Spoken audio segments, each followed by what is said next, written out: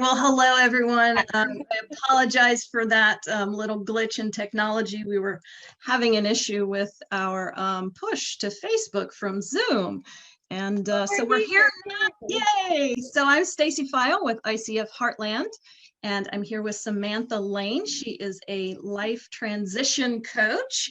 So Samantha, thank you for being here.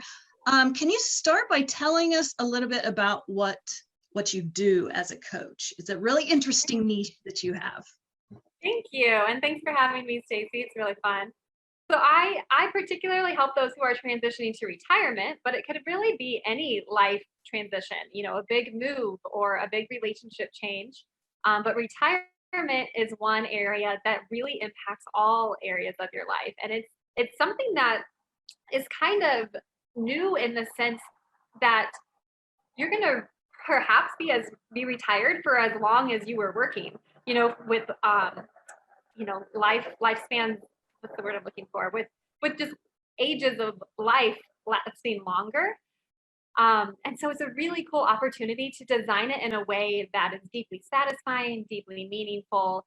And we find that people have a lot of hiccups when they start to face that blank canvas of retirement. And so that's where we like to focus. Yeah, that's so interesting. So that word retirement sometimes brings up a lot of sometimes negative connotations. And so tell us about how you kind of transform that word so that you're empowering people to proactively step into that next phase of life that oftentimes can be even more meaningful than the previous phases. Yeah, I think it's really looking at it as connecting bridges rather than this kind of cliff to fall off of. And there's a great book out there, The New Retire Mentality by Mitch Anthony, and he talks about those sorts of things and how to really take ownership. Just like you might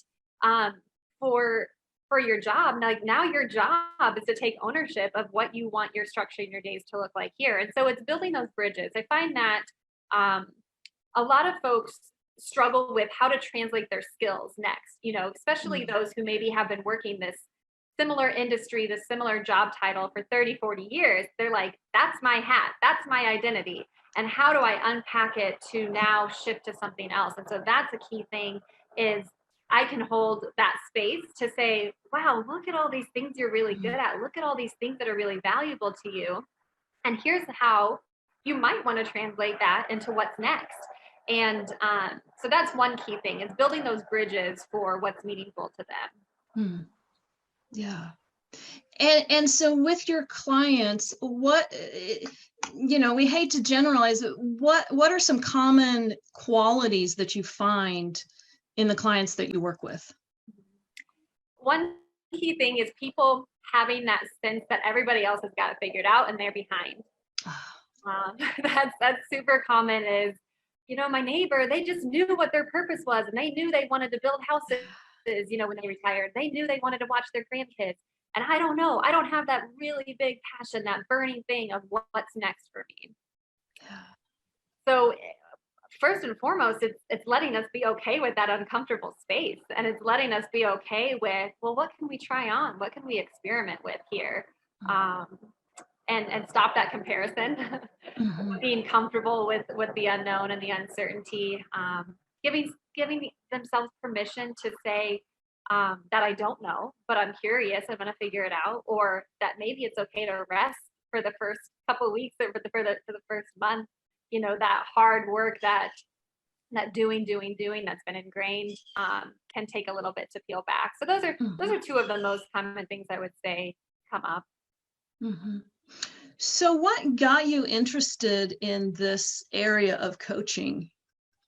Thanks for asking. Yeah, I love some of my mental health training started with the 8 dimensions of wellness, which is from Samantha. And it's just so great to think of that whole picture of, yes, we often think of our physical wellness and that health area, but we also have environmental, emotional, intellectual, occupational, of course, and then social and spiritual and financial. I don't think I mentioned financial. And so actually the financial piece was one of the key parts for me because I have some family members who are financial advisors. And so we chat a lot about business and what they see with their clients. And they recognized that their clients were feeling really supported financially with their retirement plan. But there was still a gap with, well, what about this emotional realm? Maybe I wasn't ready for that identity crisis that I had once that retirement came and went. And so I'm like, well, hi, coaching, it totally fits here. And so that was kind of the initial intrigue. And once I saw how well those 8 dimensions apply to this transition of coaching, of retirement, I was like, ooh, I really like this. And one other reason I particularly love it is because I'm 31 years old. I'm not retired. I have not been in their shoes. And while that's often a common theme for coaches to coach people who have been in their shoes, like, oh, I'm going to be a health coach. Here's my weight loss journey. For me, it's actually, I think one of the benefits is because I really have to sit back and let them write their own retirement story and not insert my story, my advice too much. This is what worked for me. This is what you should do. And so I love that part about this population for me is that it's just totally empowering for the person to write, what does a successful retirement look like for me? And to rely on the coaching tools and the resources rather than, hey, here's a nice, template. Why don't you try this? Yeah. So it sounds like you really have a passion for that specific, or a specific demographic. Where did that passion, where was that born? What was that born out of? In terms of the retirees? In terms of that, yeah, in terms of, seeing that, hey, I love this. I haven't been there before. I haven't done this myself. And yet I see all these people that are just ripe for blossoming into this new phase of life. Yeah. And I've talked the word blossom there because that does really fit. Where for me, becoming a coach happened in a time where I felt like I was playing really small.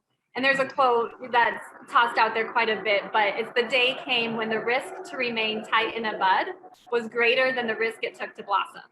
And that quote really was pivotal in me becoming a coach because I was playing small. I was really staying tight in that bud, thinking I'm not smart enough to start a business.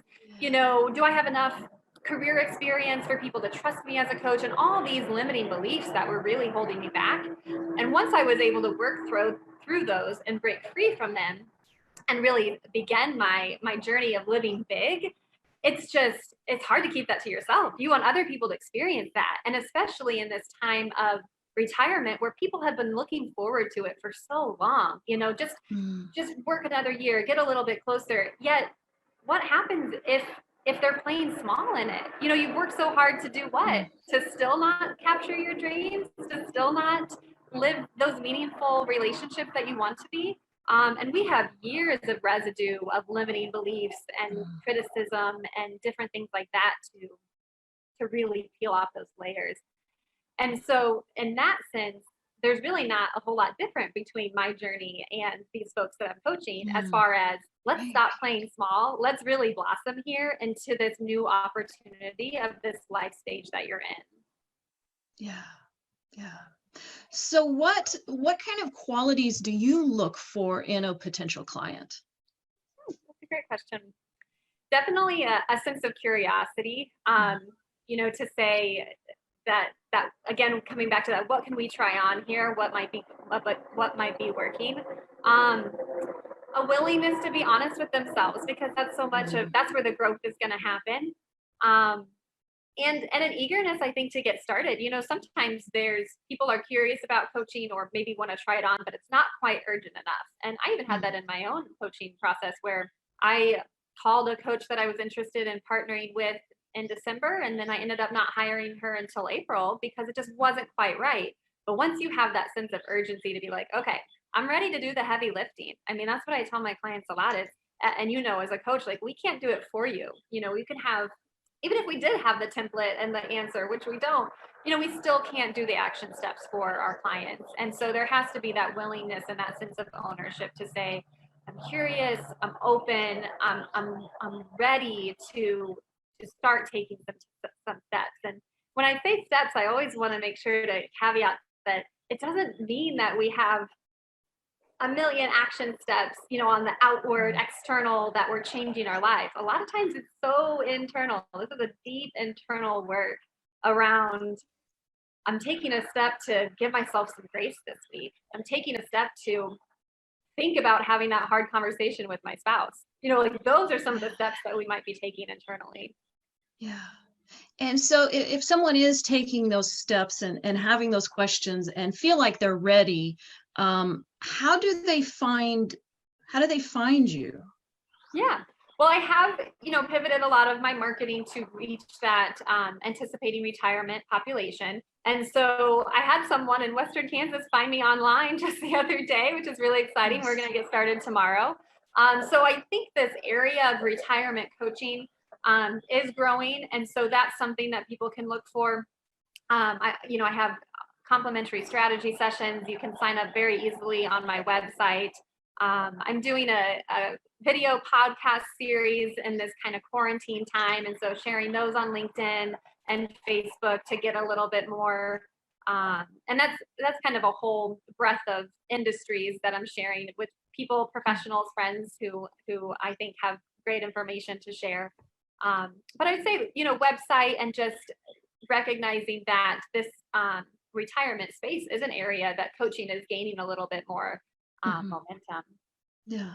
And so I have a couple questions, and I don't want to forget to ask about your business name, but before I ask that, so this retirement space that is gaining this traction, you know what? I'm going to ask you about your business name because that question just left my mind.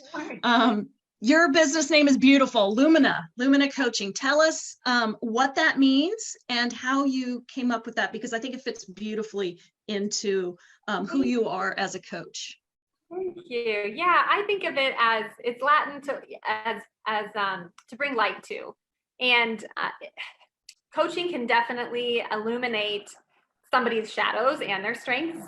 And I'm huge on focusing on the strengths. And part of it is born out of some of my family experience, having a little sister with a lot of unique needs and working with that population of unique needs and thinking like, how do we really illuminate the strengths and move forward on those? And then it's also, with the coaching clients, that when we're focusing on the opportunities, like how much more energizing and joyful and satisfying is that, rather than, what I'm doing wrong or whatnot. So that's where kind of the name came from. I'm actually having my 4-year business anniversary tomorrow, May 8th. And so that's really exciting. I can't believe it's been 4 years already. Yeah, that's exciting. Congratulations on that. You are an associate certified coach with ICF. So what made you decide to choose ICF as your credentialing path? Yeah, thanks for asking. I went to Coach U, the fast track, back in 2015, and was just blown away with the quality of master level coaches from that training. They were definitely educating us around the experience and expertise of ICF from the beginning. And so it's really important for me to make sure that people know that I take this profession seriously, that of course anybody can call themselves a coach, and there's a variety of coaches out there, sports coaches, business coaches. And sometimes that title really works, but other times I think it can be really harmful for people to have that title without being tied to an ethical body. And so for me, the ICF, following the code of ethics, having the core competencies be my guide has been really important. And so as soon as I was able to get those correct number of coaching hours, I was running towards getting that ICF, and really grateful to be a part of this chapter and the ICF as a whole. Yeah. And so what is, I guess, tell us about what you envision for the future of Lumina Coaching, and just this, and every time I talk to you, I feel such energy from you around this retirement issue. Issue probably isn't the right word, but this retirement phase of life. What's next for Lumina Coaching and this niche that you've built up? Well, I'm so glad that that energy comes through because, I was reflecting on it that the thing about coaching that's so exciting is it doesn't just impact that person. If that person's working on themselves and then they're feeling more stable and in integrity and well and whole, that's going to trickle into their whole family, their whole community. And I see it in my clients where suddenly a really tough relationship is being repaired because they were able to get clear for themselves. And it's just amazing, the trickle down effect. So that really does get me pumped about coaching. And for Lumina in general, I'm definitely in a growth stage. So now having defined this population that really works for me, and that I think there's a really great need. There's like some 10,000 retirees or people hitting retirement age daily in the United States. There's plenty of people to work with, right, who are in this space. And so really getting that message out there and educating people that you don't have to feel like you're treading water in this transition alone. You really can partner with a guide, partner with someone who can hold that space for you to figure this out faster. I heard a different coach say this just the other day, that coaching can collapse time. So you might be able to, you can figure this out on your own. You will, but can we collapse that time a little bit so you can enjoy this meaningful time in your life? And so, growth, I've got space for more one-on-one coaching clients, and then from there see if it makes sense to do maybe a group model or some different types of things to reach more people at once. But for right now, I really love the one-on-one coaching, and have space to coach more folks. Yeah. So tell us about that process. Once someone decides to work with you, you do work with them one-on-one. How long is that process? Yeah, minimum 3 months. So 3 months is where I've gotten feedback from clients saying that's where they really started to feel that energy shift, to go from I'm feeling stuck and uncertain to, all right, I've got a little breathing space and I'm actually looking forward to these bridges, right? And not that cliff that I'm going to fall off of. So from a 3 or 4 or 6 month coaching package, people always have the opportunity to coach month to month after that. And I've got some clients I've been working with almost 2 years now, where there's always more to unpack here. Yeah. And so you generally do 3 sessions a month over the phone. And so, location isn't a barrier there either. Yeah, well, I like what you just said about there's always more to unpack, because you talked about the wellness wheel, the 8 dimensions of wellness, and you're trained as a life coach. And we all have lives, and we're all always living amongst and in and out of all of those dimensions of our life. And so, even if a person has found their next phase and is feeling great, there's always something else to work on. Yep. And I think that's one thing that as coaches, we can really show people that it's not black and white. It's not, I have a job or I don't, or I love my job or I don't, or I love my retirement or I don't. It's all of life. Yeah. And I don't know if you find this, Stacey, but I see there's kind of 2 camps of coaching clients at times, where one is, I've got this decision, I've got this sense of urgency, and I really want clarity on that. And that's why I'm entering the coaching partnership, right? Where I've had clients where it really is time specific, 2, 3 months, 4 months. They make their decision. Do I leave my job? Do I not? That sort of thing. And they're like, great, okay, got that figured out. Thanks so much for the partnership. I would like to end the partnership. And then there's others where there might be one specific reason why they start, but then it totally snowballs. And then each time we jump on a session, we don't necessarily know where we're going to go. It's not necessarily one big thing that we're stringing together sometimes, but it's what came up for me this week. What was really uncomfortable for me? What was surprising to me, especially now in this pandemic time that I'm dealing with, that I need to unpack in a trusting relationship and, with that sounding board. Yeah. So for coaches out there who really resonate with you and what you do, what advice would you give them for getting started in coaching, maybe following your path, maybe joining you? I feel so honored that I'm at a point where I can now give advice. Thanks for asking. I mean, it's maybe what I would say anybody. It's try to keep it as authentic to yourself as you can. There's a lot of people that want to tell you the right way to start a business. And, as Brene Brown would say, like, I'm going to listen to the people who have earned the right to hear my story. And it's not just taking criticism and advice from anybody and everybody because it's going to weigh you down. It's really like, who are the trusted people in my life that I can get feedback from that's really going to be helpful. So for me, that's been trying to keep it really simple. You know, I'm not on social media everywhere because that was too overwhelming for me. And I had to really like dig deep for myself. And I have my own coach that I'm working with 3 times a month as far as what's working for me and what's not. And so I guess that would be, if I had one piece of advice, I would tell whatever new coach to make sure that they have their coach they're working with. Yeah. Yeah. I think that's so important. We all need coaching. And if we're going to be practicing this profession, we need to be living this profession. Yeah, that's wonderful. So we are coming up on our 20 minutes. Are there any final, I shouldn't say are there, I will say, what final message would you like to leave people with before we sign off? Maybe just a word of encouragement that it is possible to live big. You know, I had a point in my life in that 2015 where a friend asked me, scale of 1 to 10, Sam, how satisfied are you right now? How content are you with life? And my answer was a 3. And that was so discouraging for me because externally, great friends, great community. I loved my job at the time even. I mean, there were so many things, but I knew that something wasn't right here. Something was off because I was belittling my own talents, my own worth, what I thought I was capable of.